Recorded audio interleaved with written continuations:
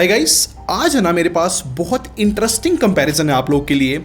मेरे पास जो है OnePlus 10T है और साथ में Samsung का S21 FE भी है। और हाँ, एक चीज मैं स्टार्टिंग में क्लियर कर देता हूँ, इन दोनों में से किसी एक को विनर बताना बहुत अनफेयर होगा। तो वैसे स्टार्ट करने से पहले बता दूं, मेरा नाम है संचित, चैनल का नाम है टेक बार। ऐसी वीडियोस में बनाता रहता हूँ, तो आप सब्सक्राइब कर लो, साथ में बेल आइकन जरूर प्रेस कर लेना। तो स्टार्ट करते हैं वन बाय वन। मैं दोनों फोन का आप लोग को अपना एक्सपीरियंस बताऊंगा, साथ में कुछ ओपिनियन बताऊंगा जिससे आप लोग की हेल्प होगी। तो डिजाइन से स्टार्ट करते हैं।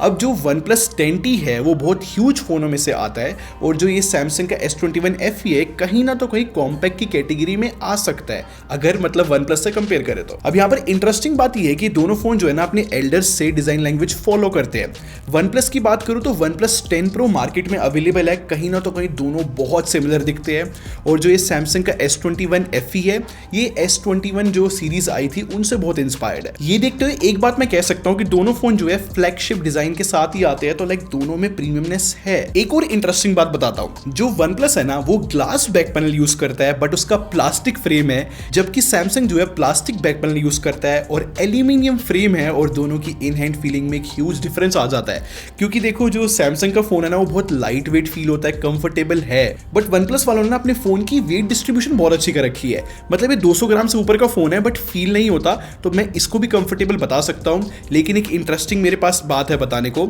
अब जेनेरिक एवरीथिंग ने जो है ना OnePlus का ड्यूरेबिलिटी टेस्ट करा था, और वहां पर उसके प्लास्टिक फ्रेम होने की वजह से वो 2 टुकड़ों में टूट गया था। तो मे बी ड्यूरेबिलिटी जो है Samsung की बेटर हो, सिर्फ इसके एल्यूमिनियम फ्रेम की वजह से। सिंपल वर्ड्स में बताऊं तो Samsung ड्यूरेबल फोन लग रहा है, क्योंकि ये IP68 रेटिंग के साथ आता है, जो कि OnePlus की IP54 रेटिंग के मुकाबले काफी कम है OnePlus की। आई थिंक Samsung जो है ज्यादा ड्यूरेबिलिटी के साथ आ रहा है। मैं आप लोग को ना दोनों फोन के फिंगरप्रिंट की स्पीड दिखाता हूं। यार OnePlus कुछ ज्यादा ही फास्ट है, जबकि Samsung जो है अपना स्वीट 1 सेकंड लेता है फोन को अनलॉक होने में। और ऐसे अगर मैं स्पीकर्स का आउटपुट बताऊं ना तो OnePlus का काफी लाउड है, लेकिन Samsung जो है काफी क्लैरिटी देने की कोशिश करता है। और आजकल जो है 5G बैंड्स बहुत इंपॉर्टेंट हो गया है, क्योंकि 5G आने वाला है। तो यहाँ पर जो Samsung है वो 12 5G बैंड दे रहा है, और जो OnePlus है वो 11 दे रहा है। तो यहाँ पर ह्यूज डिफरेंस नहीं है। तो देखो ओवरऑल अगर मैं कंप्लीट देखते हुए चलूँ ना, सब कुछ समअप करते हुए, मुझे ऐसा लगता है कि Samsung जो है हल्के फुल्के बेटर फीचर्स दे रहा है, जैसे कि aluminium frame, better IP rating, इसलिए मुझे Samsung थोड़ा सा बेटर लग रहा है। अब कुछ बातें डिस्प्ले की बताता हूँ। जो Samsung है ना वो 6.4 इंच डिस्प्ले के साथ आता है, जो कि 120 हर्ट्ज का रिफ्रेश रेट भी देता है, और साथ में डायनेमिक एमोलेड 2x डिस्प्ले है। और जो OnePlus 10T है ना वो 6.7 इंच डिस्प्ले के साथ आता है, और ये फ्लूइड एमोलेड डिस्प्ले बोली जाती है, और ये भी 120 हर्ट्ज का रिफ्रेश रेट लेकर आती है। अगर रियल लाइफ यूज की बात करूं ना तो आउटडोर विजिबिलिटी बहुत मैटर करती है, तो दोनों डिस्प्ले जो है आउटडोर अच्छे से दिख जाती है। बट मुझे लगता है कि Samsung थोड़ी सी ब्राइट है। और मैंने दोनों फोन में जो है ना सेम कंटेंट चला के साइड बाय साइड टेस्ट भी किया है। अब OnePlus में ना 10 बिट पैनल मिलता है, और टेक्निकली इसको ज्यादा कलर्स दिखाने चाहिए। शायद ये इसको थोड़ा सा बैकफायर भी करता है, क्योंकि मैंने iQOO 90 के साथ भी कंपेयर किया था, जो कि इसका कंपटीशन है, उससे भी थोड़ा सा ये हार गया था OnePlus। और ये सेम स्टेटमेंट मैं Samsung S21 FE के लिए भी बोल सकता हूँ कि Samsung जो है ज्यादा ब्राइट है, ज्यादा सैचुरेटेड फील होती है, और शार्प भी। देखो एक और बात है कि नो डाउट Samsung जो है डिस्प्ले डिपार्टमेंट में किंग रहता है, तो लाइक OnePlus के लिए मुश्किल भी था यहाँ पर जीतना। बट OnePlus का एक अपना बेनिफिट है कि वो बहुत बड़ी डिस्प्ले है, उसमें जो कंटेंट देखने का मजा है वो डिफरेंट रहता है। समझ रहे हो ना? मुझे कुछ प्रॉब्लम भी फील हुई जो मैं आप लोग के साथ शेयर करना चाहता हूँ। जैसे कि OnePlus 10T में ना मैं टेस्टिंग के लिए द बॉयज चलाया, जो कि प्राइम वीडियोस पे है, और जब मैं वो द बॉयज सीरीज चला रहा था तो वो रुक रुक के चल रही थी OnePlus में। और आप बिलीव नहीं करोगे मैंने उसको कैसे सॉल्व किया है। अब सेटिंग्स में जाकर ना OnePlus की एक परफॉर्मेंस मोड होता है, जैसे मैंने उसको ऑन किया वो वीडियो जो है स्मूथ तरीके से चलने लगी। वैसे अगर मैं विनर बताना चाहूँ तो मैं सिंपली बोल सकता हूँ कि Samsung जो है यहाँ पर विनर हो जाता है। लेकिन जैसे ही हम बैटरी डिपार्टमेंट की बात करेंगे ना, तो मेरे हिसाब से OnePlus 10T को कोई कंपटीशन नहीं दे सकता, क्योंकि जैसा ये अल्टीमेट कॉम्बो लेकर आता है ना, OnePlus के अंदर 150 वॉट की चार्जिंग है, इसका जो स्क्रीन ऑन टाइम है वो फैंटास्टिक जाता है 7 आवर्स 34 मिनट के आसपास। इनफैक्ट इसका आइडल ड्रेन भी जो है बहुत फैंटास्टिक देखने में मिलता है। तो ये एफिशिएंट फोनों में से एक है। मैं आपको क्लियरली बता सकता हूं कि OnePlus जो है बैटरी बीस्ट फोनों में से एक है। और अगर मैं Samsung को OnePlus से कंपेयर करूं ना, तो Samsung का बैटरी बैकअप इतना अच्छा नहीं है डे टू डे लाइफ के अंदर, लाइक एवरेज सा आता है। प्लस Samsung जो है बॉक्स में चार्जर नहीं देता, जबकि OnePlus जो है 160 वॉट का चार्जर देता भी है। वैसे Samsung में एक छोटा सा एडवांटेज है वायरलेस चार्जिंग का, बट स्टिल यार जो अल्टीमेट कॉम्बिनेशन OnePlus 10T का है, एनी डे मैं बोलूंगा विनर OnePlus 10T है बैटरी में। थोड़ा सा क्विक वे में मैं आप लोग को सॉफ्टवेयर एक्सपीरियंस अपना बता देता हूँ। OnePlus जो है Oxygen OS के साथ आता है, और ये बहुत इंप्रूव्ड है। Android 12 के बाद जो लेटेस्ट आई है ना, काफी स्मूथ चलती है। सिमिलर स्टेटमेंट जो हूँ मैं Samsung के लिए बोलना चाहूंगा, इसमें One UI मिलती है, और ये भी Android 12 पे बेस्ड है, और ये भी मेरे को स्मूथ लगती है और दोनों यूआई जो है एक्चुअली में एक प्रीमियम एक्सपीरियंस देती है और दोनों जो है सिक्योरिटी पैच बिल्कुल लेटेस्ट अभी लेकर आ रही है। पर्सनली मैं किसी एक को विनर नहीं बताना चाहूंगा क्योंकि देखो दोनों यूआई जो है अपनी अपनी जगह पे मेरे को बहुत अच्छी लगती है। मेरे हिसाब से आप लोग को अपने अकॉर्डिंग देखना चाहिए कि आपको कौन से ब्रांड की यूआई ज्यादा अच्छी लगती है। बट मैं आप लोग को क्लियर आंसर दे सकता हूं परफॉर्मेंस डिपार्टमेंट के अंदर सैमसंग जो है ना Exynos 2100 चिपसेट के साथ आता है जो कि लास्ट ईयर का सैमसंग का फ्लैगशिप प्रोसेसर था। अब लोग इस सैमसंग प्रोसेसर को लेकर ना बहुत कंसर्न रहते हैं कि भाई ये बेकार परफॉर्म करता है, इतना एफिशिएंट नहीं है, हीट करता है। मैं आप लोग को ऑनेस्टली बता सकता हूं कि सैमसंग ने जो है ना ओवर टाइम इस प्रोसेसर के ऊपर वर्क करा है और मुझे तो इतनी हीटिंग नहीं देखने को मिली। मेरे हिसाब से सही एक्सपीरियंस दे देता है, लाइक एक कैजुअल परफॉर्मेंस फोन ये बन सकता है। लेकिन अगर आपको बेस्ट परफॉर्मेंस चाहिए तो स्नैपड्रैगन 8 प्लस Gen 1 जो इस OnePlus फोन में आता है, ट्रस्ट मी गाइस, अमेजिंग ये परफॉर्मेंस ला कर देता है। अब OnePlus की इतनी तारीफ इसलिए कर रहा हूं कि एक ऐप आती है CPU थ्रॉटलिंग जो कि CPU के ऊपर लोड डालती है।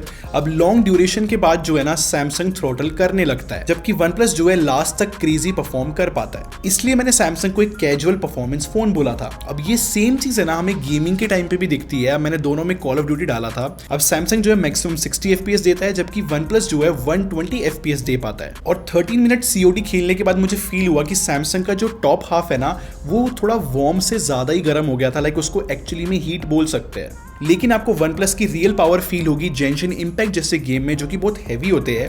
अब मैं यहाँ पर OnePlus में 60 FPS में बहुत आराम से चला पा रहा था गेम को लास्ट तक भी, जबकि सैमसंग ने थोड़ी देर बाद जो है जिटर्स, फ्रेम ड्रॉप दिखाने शुरू कर दिए थे इस हैवी गेम के अंदर। और अगर मैं बेंचमार्क्स की भी बात करूँ ना तो यहाँ पर सैमसंग एक रिस्पेक्टेबल नंबर्स लेकर आता है, बट जैसे ही OnePlus से आप कंपेयर करोगे तो एनी डे OnePlus के स्कोर्स बहुत हायर साइड रहते हैं। बट स्टिल एक अच्छी सी एडवाइस मैं आप लोग को देना चाहूंगा, अगर आप एक कैजुअल यूजर हो जो कि सोशल मीडिया यूज करता है और जिसके वो हैवी टास्क नहीं करने होते, मुझे ऐसा फील होता है कि सैमसंग का फोन बिल्कुल भी बुरा नहीं है। लेकिन अगर आप एक हैवी यूजर हो तो मेरे हिसाब से OnePlus आपकी लाइफ में ज्यादा सेंस बनाएगा। अब फाइनली बात कर लेते हैं कैमरा डिपार्टमेंट के बारे में। OnePlus जो है 50+8+2 का ट्रिपल कैमरा सेटअप लेकर आता है और सैमसंग जो है 12+12+8 का ट्रिपल कैमरा सेटअप लेकर आता है। और फ्रंट कैमरा जो है सैमसंग का 32 मेगापिक्सल है और OnePlus का जो है 16 मेगापिक्सल है। मैं आप लोग का टाइम वेस्ट नहीं करूंगा, बट फोटोज देखो, OnePlus जो है ज्यादा ब्राइट फोटोज खींचता है, शेडो जो है इसकी अपर साइड रहती है, कहीं ना तो कोई इतनी सैचुरेटेड फोटोज नहीं रहती।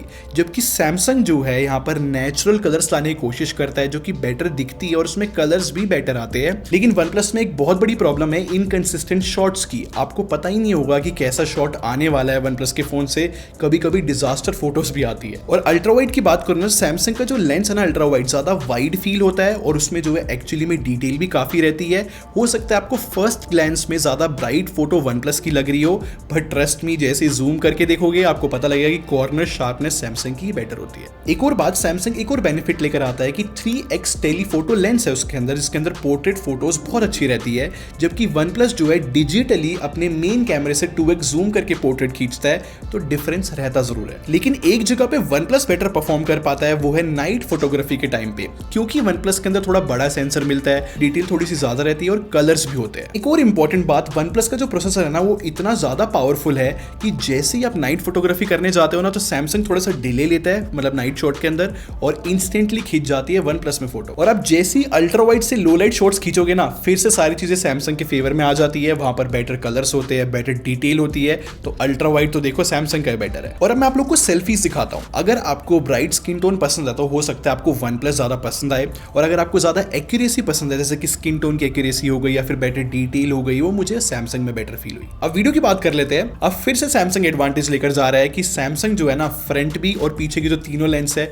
सबसे 4K में शूट कर पाता है, जबकि OnePlus जो है लिमिटेड है कि सिर्फ मेन कैमरे से आप 4K शूट कर सकते हो। और अगर मैं आप लोग को वीडियो सैंपल भी दिखाऊं तो मुझे फील हुआ कि सैमसंग के कलर्स, डायनेमिक रेंज, स्टेबलाइजेशन मेरे हिसाब से OnePlus के मुकाबले बेटर ही है। और फ्रंट वीडियो अगर मैं आप लोग को दिखाऊं ना तो यहाँ पर भी सैमसंग बेटर परफॉर्म कर पाता है। फिर से जो डायनेमिक रेंज वगैरह है, जो कलर्स वगैरह, वो मुझे बेटर ही फील हुए। वैसे S21 FE के फ्रंट कैमरे से अगर आप शूट करोगे ना 4K में तो वहां पर स्टेबलाइजेशन नहीं है, तो मेरे हिसाब से कैमरे में जो है ना S21 FE मुझे बेटर फील हुआ ओवरऑल। बट मेन पॉइंट ये है कि कौन सा फोन आपके लिए बेस्ट है। सिंपल वर्ड्स में मैं आप लोग को बताना चाहूंगा, अगर आपको ज्यादा इंड्योरेंस वाला फोन चाहिए हो जो कि एक्चुअली में बहुत ज्यादा पावरफुल भी है, साथ में बेटर लाइफ भी जो है एक्स्ट्रा ऑर्डिनरी लेकर आता है 150 वॉट चार्जिंग के साथ, तो मेरे हिसाब से OnePlus 10T आपको फॉर श्योर खरीदना चाहिए। बस इसका कैमरा है जो कि बहुत लोअर एंड पे है।